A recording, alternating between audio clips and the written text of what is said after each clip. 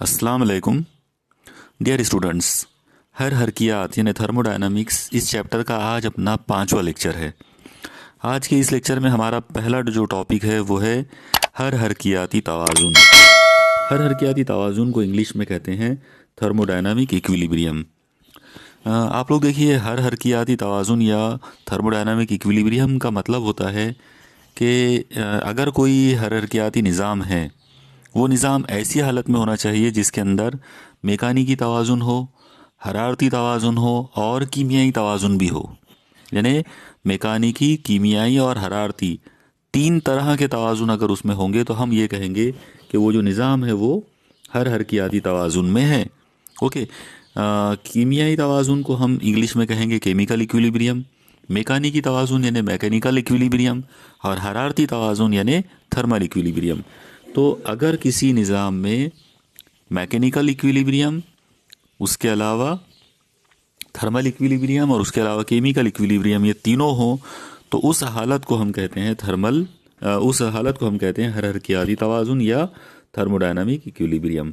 अब हमारा टॉपिक ये आएगा कि मेकानिकी तवाज़ुन किसे कहेंगे।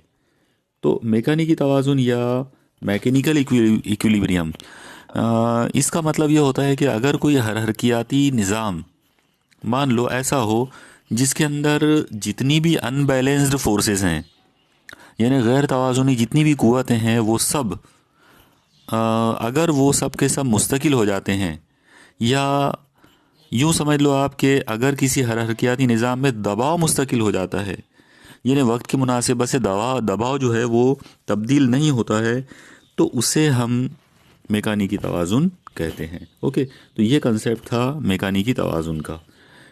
इसके बाद कीमियाई तवाज़ुन जो है केमिकल इक्विलिब्रियम, उसका सीधा साधा मतलब ये होता है कि किसी भी हरकियाती निज़ाम के अंदर केमिकल रिएक्शन नहीं होना चाहिए। यानी उसमें जो जो भी हम केमिकल, जो भी हम मादे उसमें यूज़ कर रहे हैं, तो उनमें आपस में एक दूसरे के साथ किसी भी तरह का कोई कीमियाई तामुल नहीं होना चाहिए। अगर वो आपस में एक दूसरे के साथ उनमें रिएक्शंस हो जाते हैं तो फिर वो बदलना शुरू हो जाएंगे, मतलब उनकी जो केमिकल कॉन्फ़िगरेशन है वो बदलती जाएगी। तो ऐसा नहीं होना चाहिए। कीमियाई तवाज़ुन का मतलब होता है अगर किसी हरकियाती निज़ाम में किसी भी किस्म का कोई भी कीमियाई अमल नहीं होता है, यानी केमिकल रिएक्शन अगर नहीं होती है, तो हम उस हालत को कीमियाई तवाज़ुन कहते हैं। ओके। और इसके बाद फिर तीसरा और आखिरी इक्विलिब्रियम जो है वो हरारती तवाज़ुन है, यानी थर्मल इक्विलिब्रियम। और उसका मतलब होता है कि अगर किसी हरकियाती निज़ाम में तपिश या हरारत यानी हीट अगर कांस्टेंट हो जाती है, यानी हीट अगर कांस्टेंट रहती है, तो हम उसे हरारती तवाज़ुन कहते हैं। ओके। तो एक बार फिर से मैं रिकॉल कर दूं कि अगर किसी निज़ाम में मेकानिकी तवाज़ुन, कीमियाई तवाज़ुन और हरारती तवाज़ुन तीनों बैक वक्त एक साथ मौजूद हों, तो उस हालत को हर हरकियाती तवाज़ुन यानी थर्मोडायनामिक इक्विलिब्रियम कहा जाता है। ओके, चलिए अब हम चलते हैं अपने अगले टॉपिक पर। हमारा अगला जो टॉपिक है वो है हर हरकियाती मुतग़य्यरात क्या हैं, उसके अलावा हालत की मसावत क्या है और उसकी वजाहत करना है। तो आप देखिए, हर हरकियाती मुतग़य्यरात मतलब थर्मोडायनामिक वेरिएबल्स। आप याद रखिए, मुतग़य्यरात का मतलब ही होता है वो लोग जो तग़य्युर पज़ीर हों। तग़य्युर पज़ीर का मतलब है बदलने वाले। तो जिन लोगों की कीमतें बदलती हैं, मतलब हर हरकियाती निज़ाम की वो तमाम खसूसियात जो बदलती हैं, जिनकी वैल्यूज़ बदलती हैं वक्त के मुनासिबत से, उनको हर हरकियाती मुतग़य्यरात कहते हैं। अब इसकी सबसे बेस्ट एग्ज़ाम्पल जो है वो होगी दबाव, हजम, दर्जे हरारत, तवानाई, कमियत, मोल की तादाद, एंथाल्पी, इंट्रॉपी वगैरह वगैरह। ये तमाम चीज़ें जो है, इन तमाम चीज़ों को हम हर हरकियाती मुतग़य्यरात कहेंगे, क्योंकि ये वो लोग हैं जो किसी थर्मोडायनामिक सिस्टम की हालत की स्टडी करते वक्त हम इनकी कीमतें मालूम करते हैं। ओके। तो हर हरकियाती मुतग़य्यरात का मुझे यकीन है कि आपको ये कंसेप्ट ध्यान में आ गया होगा। हर हरकियाती मुतग़य्यरात मतलब वो तमाम फैक्टर्स, वो तमाम अवामिल, वो तमाम कोऑर्डिनेट्स, वो तमाम पैरामीटर्स जिनकी हम पैमाइश करते हैं, जिनका हम मुताला करते हैं हर हरकियाती निज़ाम की स्टडी करने के लिए, उन तमाम पैरामीटर्स को, उन तमाम अवामिल को या फैक्टर्स को हर हरकियाती मुतग़य्यरात कहते हैं। ओके, अब सवाल आएगा कि हालत की मसावत क्या होती है, यानी इक्वेशन ऑफ स्टेट। तो आप याद रखिए बहुत ही सिंपल है। हर हरकियाती मुतग़य्यरात जो हैं उनमें आपस में एक मैथमेटिकल रिलेशन होता है। ओके, यानी ये जो अभी मैंने बात किया कि दबाव, हजम, दर्जा हरारत, तवानाई, कमैयत, मोल की तादाद, इंट्रोपी, इंथाल्पी, ये जितने नाम मैंने अभी बताए, हर हरकियाती मुतग़य्यरात जितने भी हैं ये आपस में कनेक्टेड होते हैं, यानी इनका आपस में कोई ना कोई ताल्लुक़ ज़रूर होता है। ये एक दूसरे के ऊपर मुनहसिर होते हैं। इनमें से किसी एक को बढ़ाओ तो दूसरा कम होगा, किसी एक को बढ़ाओ तो दूसरा भी बढ़ेगा। इस तरह के ताल्लुकात इनमें आपस में होते हैं। ओके, और क्योंकि इनमें आपस में एक दूसरे के साथ ये ताल्लुकात हैं, इसका मतलब ये हुआ कि उन ताल्लुकात को आप मैथमेटिकल इक्वेशन में लिख सकते हैं। तो जो मैथमेटिकल इक्वेशन इन लोगों के दरमियान ताल्लुक़ को बताएगी उसको कहते हैं इक्वेशन ऑफ स्टेट, हालत की मसावत। इसका मतलब हालत की मसावत को अगर हमको डिफ़ाइन करना हो तो उसकी डेफिनेशन कुछ इस तरह से बनेगी। अगर कोई निज़ाम यानी हर हरकियाती तवाज़ुन की हालत में है, तब उस हरकियाती निज़ाम की हरकियाती मुतग़य्यरात के दरमियान जो हिसाबी ताल्लुक़ यानी मैथमेटिकल रिलेशन हासिल होता है उसे हालत की मसावत कहते हैं। देखिए इसमें एक ख़ास चीज़, जो एक कंडीशन यहाँ पे नज़र आ रही है वो ये है कि हर हरकियाती तवाज़ुन की हालत होना। ओके, यानी हर हरकियाती तवाज़ुन, थर्मोडायनामिक इक्विलिब्रियम की कंडीशन में अगर कोई निज़ाम है और उस वक्त अगर आप उसके मुतग़य्यरात के दरमियान आपस में कोई मैथमेटिकल रिलेशन बनाते हैं, तो वो मैथमेटिकल रिलेशन जो होगा, वो जो हिसाबी ताल्लुक़ जो उनके दरमियान बनेगा, उस मसावत को, उस मैथमेटिकल रिलेशन को इक्वेशन ऑफ स्टेट यानी हालत की मसावत कहेंगे। ओके, अब यहाँ पर आप एक मिसाल इस्तेमाल कर सकते हैं, और वो मिसाल ये है कि मान लीजिए कि आपके पास कोई हरकियाती निज़ाम है और उस हरकियाती निज़ाम में एक आइडियल गैस है।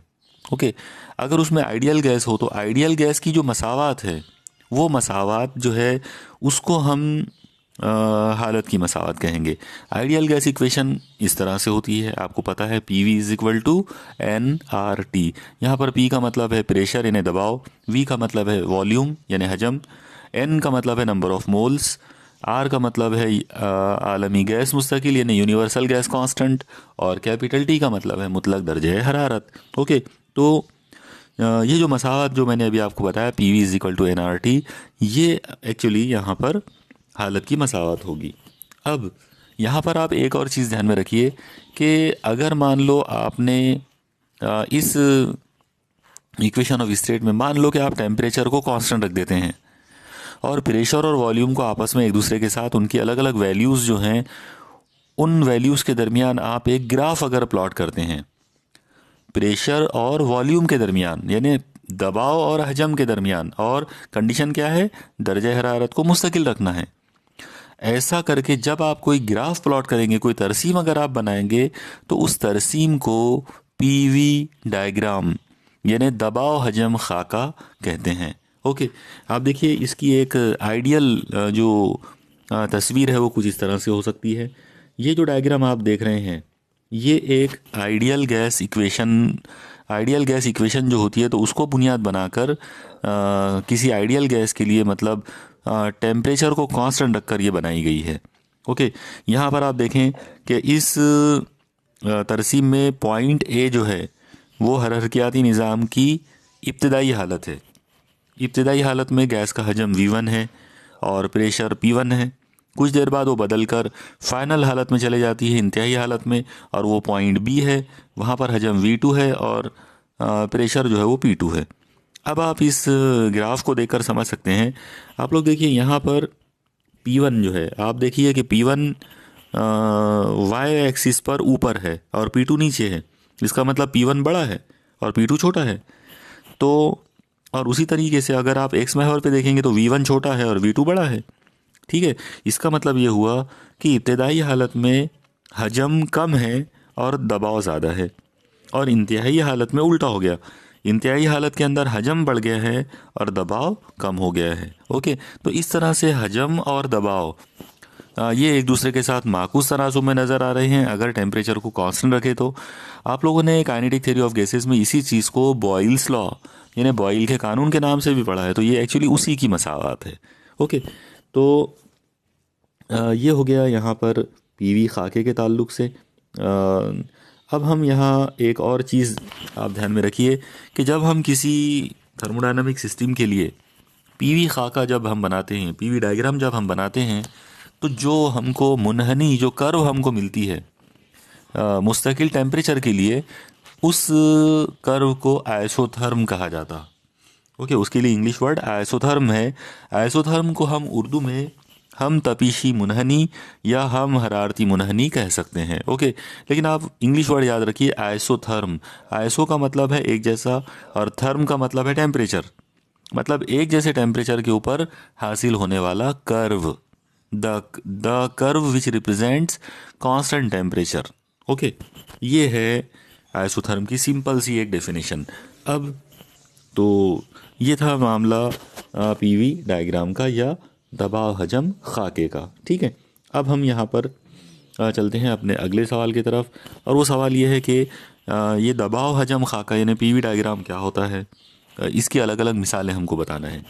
तो देखिए, जैसा मैंने अभी आपको बताया कि पीवी खाका बहुत ही सिंपल डेफिनेशन है कि अगर हमने किसी हर हरकियाती निज़ाम की जो हालत की मसावत है, इक्वेशन ऑफ स्टेट जो है, उसको अगर हम तरसीम में कन्वर्ट करते हैं, उसका अगर हम तरसीमी इजहार करते हैं यानी ग्राफिकल रिप्रेजेंटेशन करते हैं, तो जो डायग्राम जो तरसीम हमको मिलेगी, उस तरसीम को, उस डायग्राम को हम पीवी डायग्राम कहते हैं, प्रेशर वॉल्यूम डायग्राम। पीवी यानी प्रेशर वॉल्यूम डायग्राम, उर्दू में हम उसे कहेंगे दबाव हजम खाका। ओके, अब हर हरकियाती निज़ाम के अंदर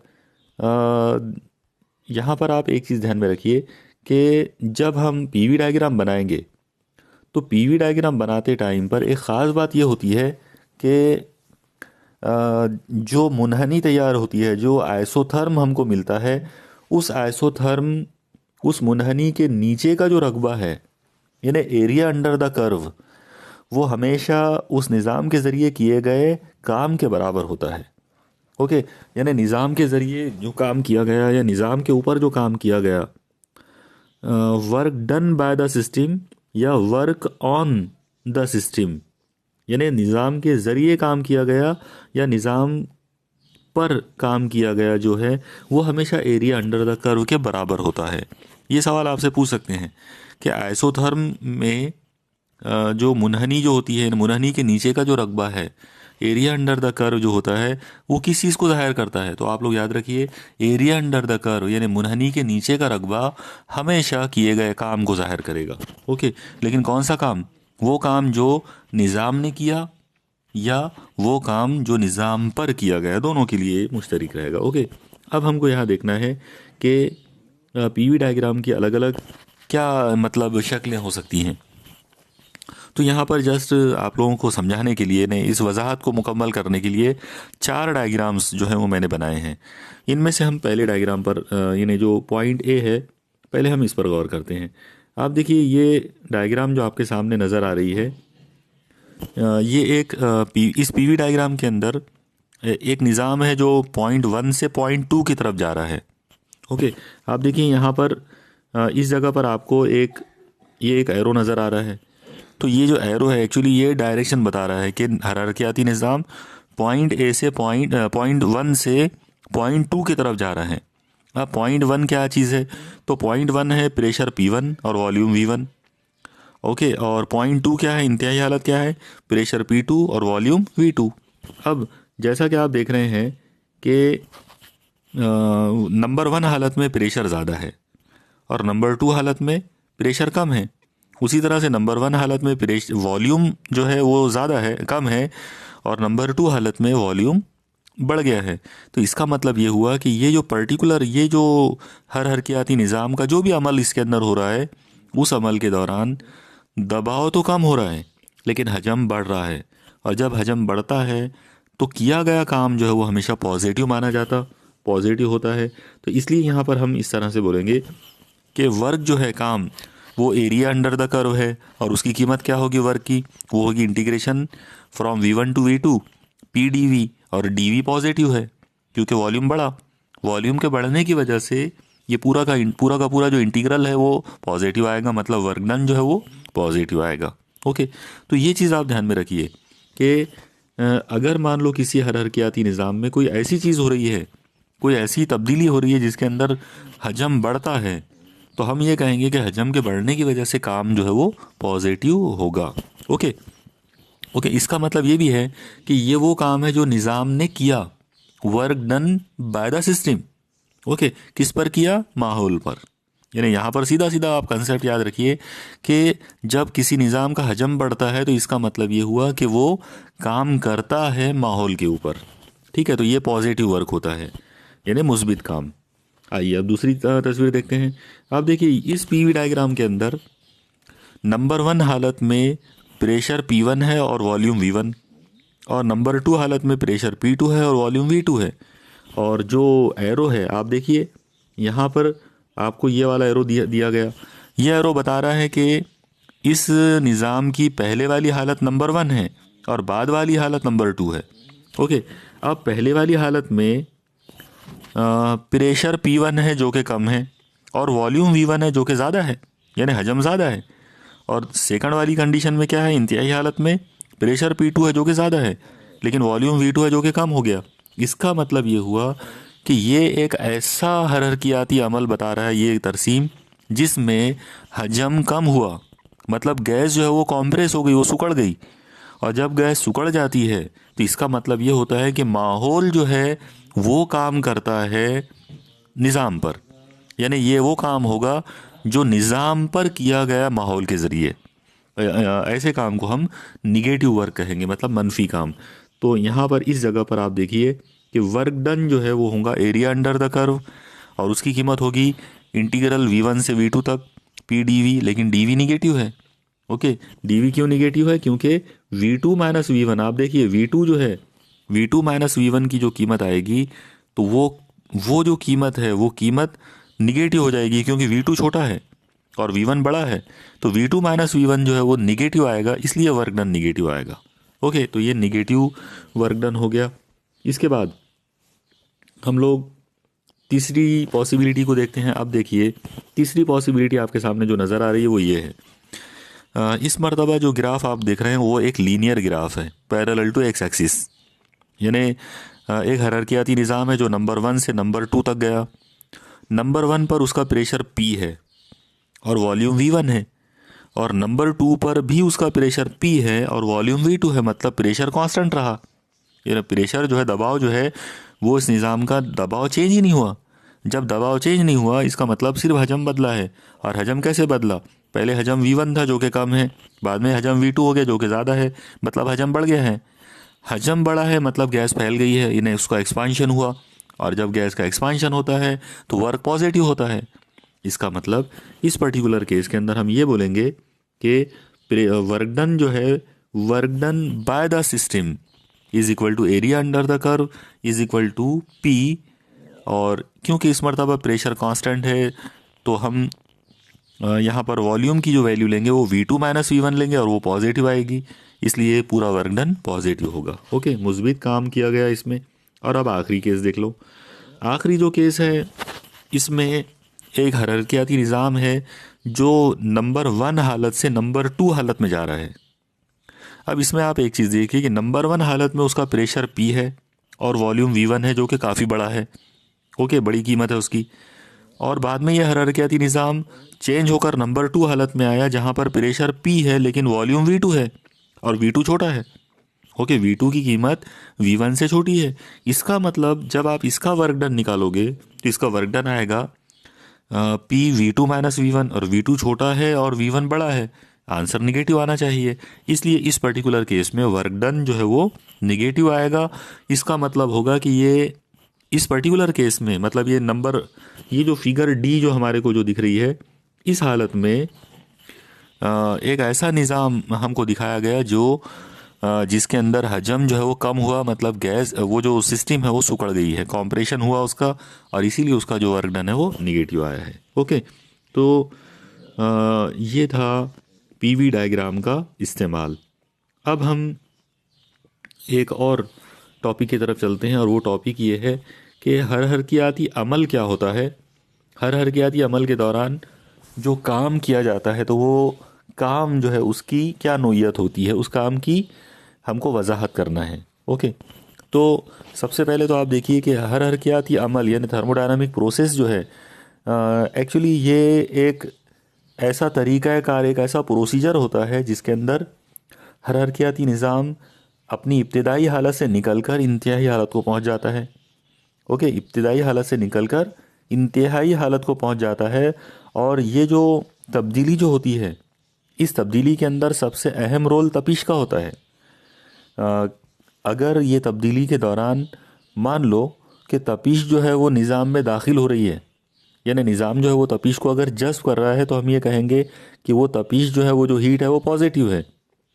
और अगर इसका उल्टा होता है, मान लो कि एक हरकियाती निज़ाम है और उस वो निज़ाम जो है उस उसमें कोई अमल हो रहा है, मान लो हर हरकियाती अमल हो रहा है, उस अमल के दौरान या उस तब्दीली के दौरान अगर तपिश या हीट निज़ाम से निकल कर बाहर जाती है, यानी माहौल में जाती है, तो हम उस तपिश को निगेटिव कहेंगे, यानी मनफी तपिश कहेंगे। ठीक है, तो ये तपिश का तस्वुर है। अब हम यहाँ पर एक चीज़ देखते हैं कि मान लो एक हरारकियाती निज़ाम है जो जिसकी इब्तदाई हालत जो है वो ए से दिखाई गई है, नुक्ता ए से, और उसकी इंतहाई हालत जो है वो नुक्ता बी से दिखाई गई है। तो अब आप देखिए, अगर हरारकियाती निज़ाम को नुक्ता ए से यानी हालत ए से बदल कर हालत बी तक जाना है, तो ए से बी तक जाने के उसके पास कई तरीके हैं, कई रास्ते हैं, बहुत सारे रास्ते हो सकते हैं अलग अलग। उनमें से यहाँ पर हमको 3 रास्ते दिखाए गए। पहला जो रास्ता आप देख रहे हैं, आप देखिए यहाँ पर इस जगह पर पर्टिकुलरली इस रास्ते को, ये वाला जो रास्ता आप देख रहे हैं नंबर 1 रास्ते के अंदर निज़ाम जो है वो पहले ए पर है और फिर बाद में वो बी पर पहुंच गया इस रास्ते से गुजर कर। ये पहला रास्ता है डायरेक्ट, जिसके अंदर निज़ाम ए हालत से बी हालत की तरफ शिफ्ट हुआ है। ओके, अब अगर ऐसा होता है, यानी पॉइंट ए से पॉइंट बी तक अगर वो जाता है, तो इस दौरान जो तपिश का जो मामला रहेगा वो क्या रहेगा, जो काम है उसका मामला क्या रहेगा, तो वो अब हमको डिटेल्स में देखना है। यहाँ पर आप और देखिए कि दूसरी जो पॉसिबिलिटी है वो ये है कि एक जो हरारकियाती निज़ाम जो है वो पहले ए से तब्दील होकर पॉइंट सी तक जाता है, जैसा आप देख रहे हैं अभी। ओके, ये रास्ता नंबर 2 है, तो ए से वो सी तक गया और फिर बाद में क्या हुआ, वो सी से बी की तरफ जाने लगा। यानी यहाँ पर ए और बी के बीच में एक तीसरी हालत और आ गई, सी, जो कि इंटरमीडिएट स्टेट है। यानी वो पहले ए से सी तक गया एक पर्टिकुलर तरीके से, फिर सी से बी तक गया दूसरे पर्टिकुलर तरीके से। तो ये एक रास्ता हो गया उसका, यानी रास्ता नंबर 2। इसी तरह से रास्ते नंबर 3 के अंदर आप देखिए, रास्ता नंबर 3 ये वाला है। इसमें पहले सिस्टम ए पर था, बाद में वो डी तक पहुंचा एक पर्टिकुलर हालत में, फिर उसके बाद क्या हुआ, वो डी से निकला और बी तक पहुंचा एक दूसरी पर्टिकुलर हालत में, दूसरे पर्टिकुलर तरीके से। इसका मतलब हायरार्कियाती निज़ाम को ए से बी तक जाने के लिए टोटल मिलाकर 3 अलग अलग तरीके हैं। और वो 3 तरीके कौन से हैं, पहला रास्ता ये है डायरेक्ट, दूसरा रास्ता ये है और तीसरा रास्ता ये वाला है। ओके, तो ये 3 अलग अलग तरीके हैं। हमको ये देखना है कि ये 3 अलग अलग तरीकों में इस निज़ाम के ज़रिए किया गया काम क्या बराबर होता है, क्योंकि इब्तिदाई हालत और इंतहाई हालत तो एक जैसी है। तो हमको सिर्फ ये चेक करना है कि क्या ये तीनों हालतों में निज़ाम के ज़रिए किया गया काम एक जैसा होता है या अलग अलग होता है। हालांकि इब्तिदाई और इंतहाई हालतें बिल्कुल एक जैसी हैं। ओके, पॉइंट ए भी वही है और पॉइंट बी भी वही है। पॉइंट ए जो है वो इब्तिदाई हालत है और पॉइंट बी इंतहाई हालत है, लेकिन ये दोनों हालतों के इक्वल होने के बावजूद भी रास्ते अलग अलग हैं, और रास्तों की वजह से क्या किया गया काम बदलेगा ये हमको चेक करना है। ओके, तो अब आप देखिए कि अगर हम यहाँ पर रास्ता नंबर 1 के बारे में अगर हम सोचें, तो ये आप देखिए रास्ता नंबर 1 अब आपके सामने है। रास्ता नंबर 1 में इब्तिदाई हालत ए है, इस वक्त उसका प्रेशर PI है और वॉल्यूम VI, और इंतहाई हालत बी है, प्रेशर PF है और वॉल्यूम VF है।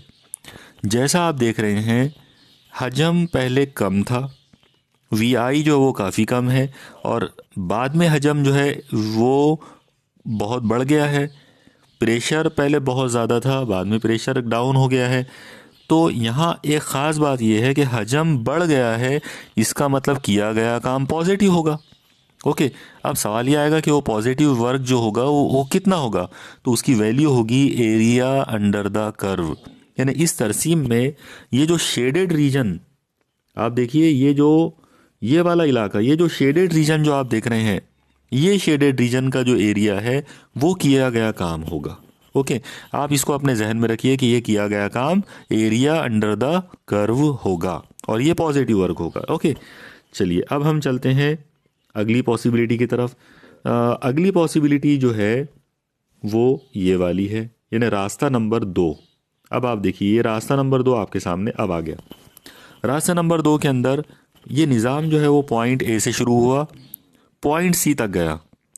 आप गौर से देखिए, पॉइंट ए और पॉइंट सी पर प्रेशर एक जैसा है, दोनों जगह पर प्रेशर जो है वो PI है, P∗I।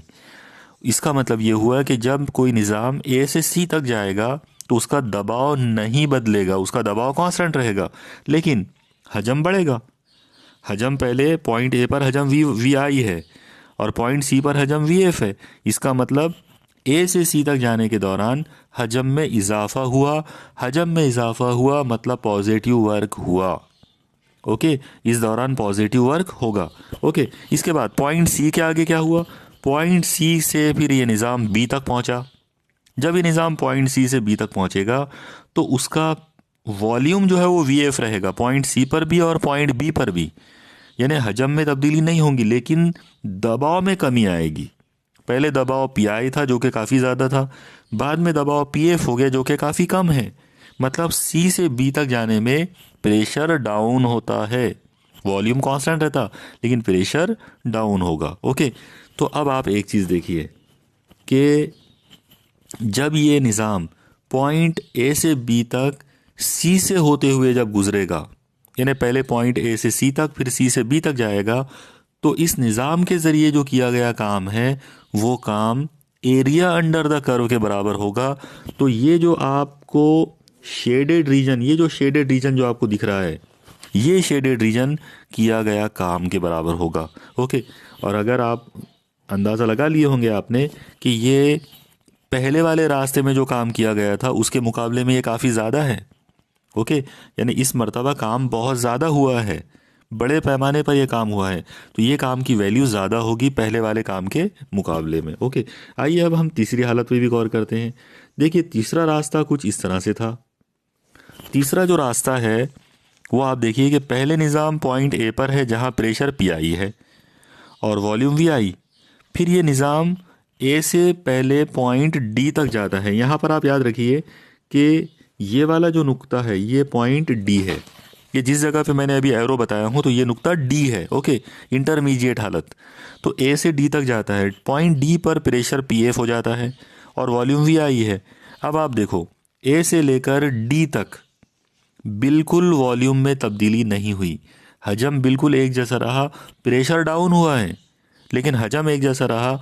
लेकिन और ग्राफ जो मिला वो एक लाइन मिला, एक ख़त मिला जो कि पैरेलल टू वाई एक्सिस है।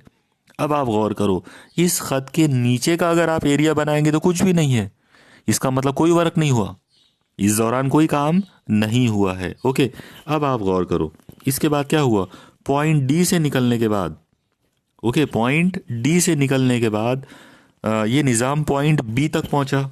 यानी आप गौर करो, ये वाले पॉइंट से निकलकर निज़ाम ये वाले पॉइंट तक जा रहा है।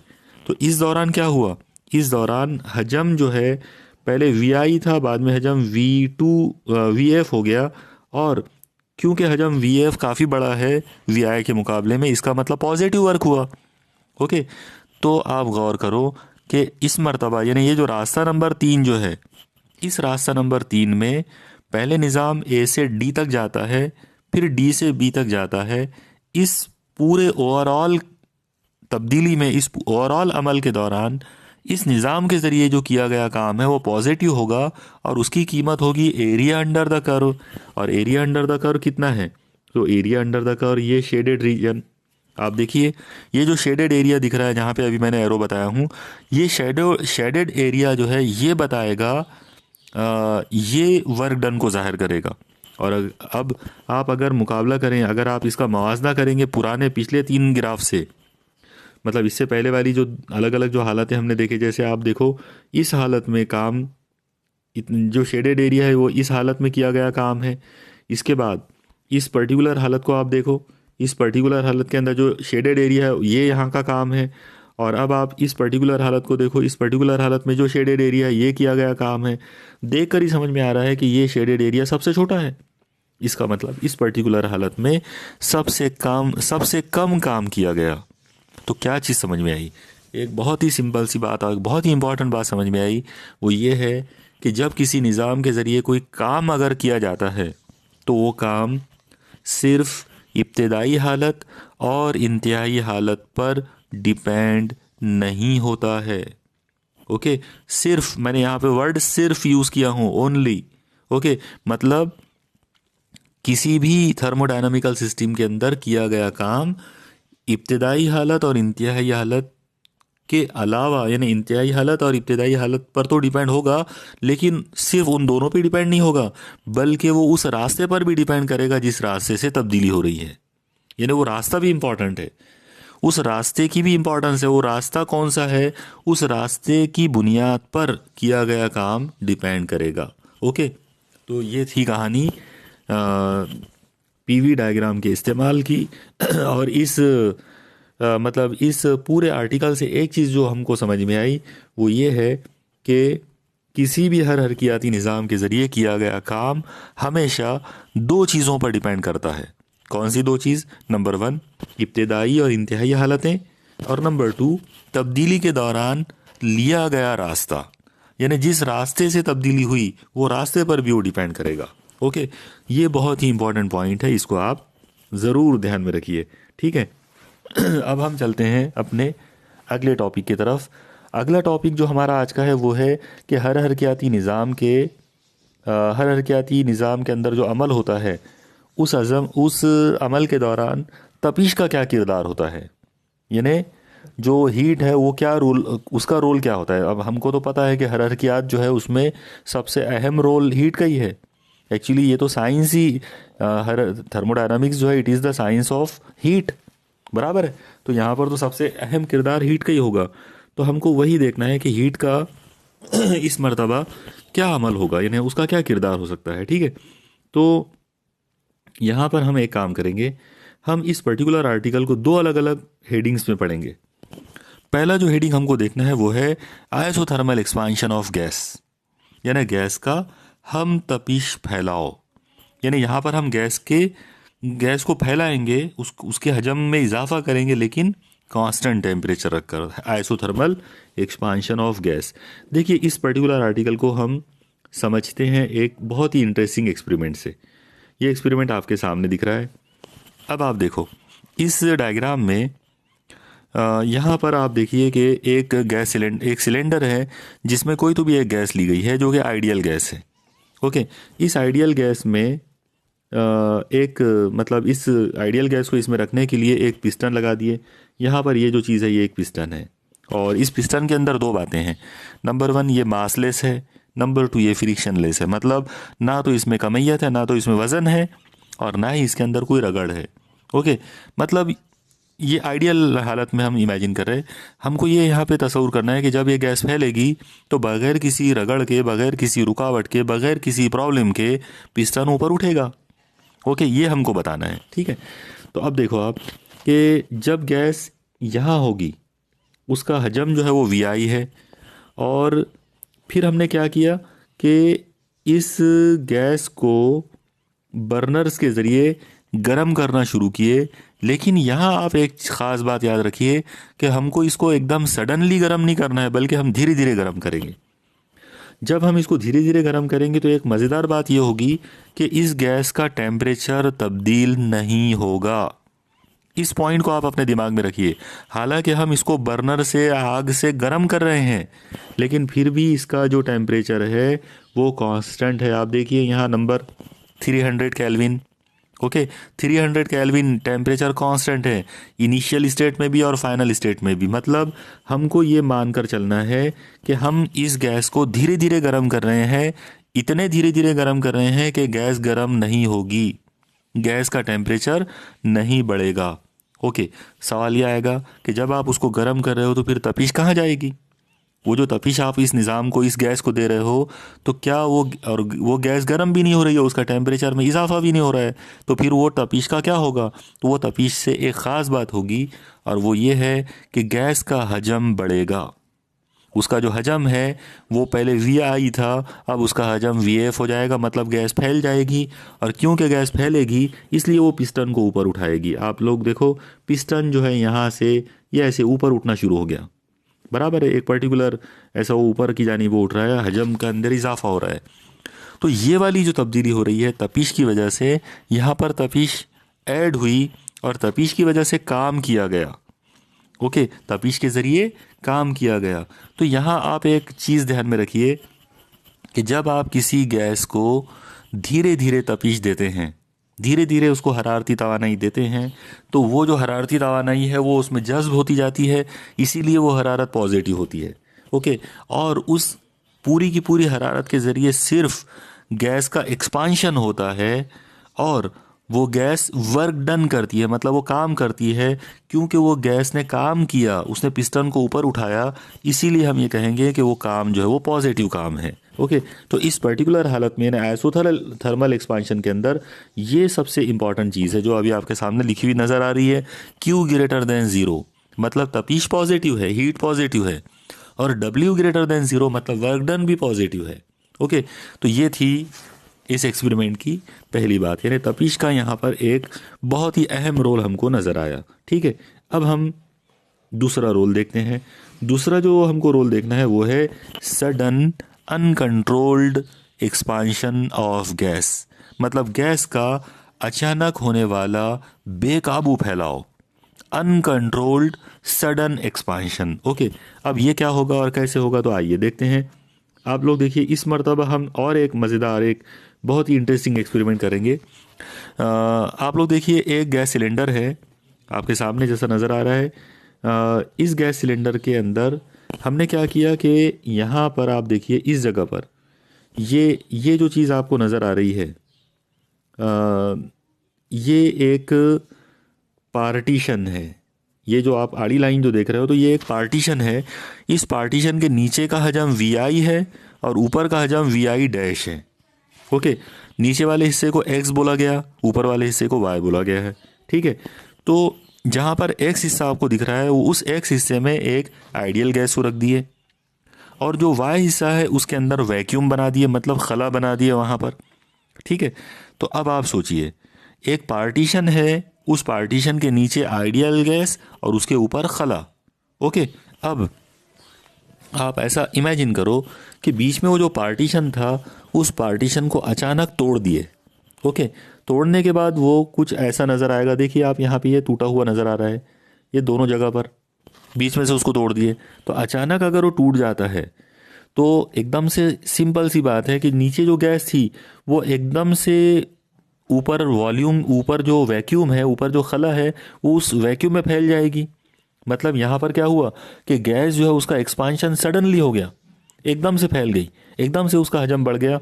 तो पहले उस गैस का हजम VI था, अब उसका हजम VF हो गया।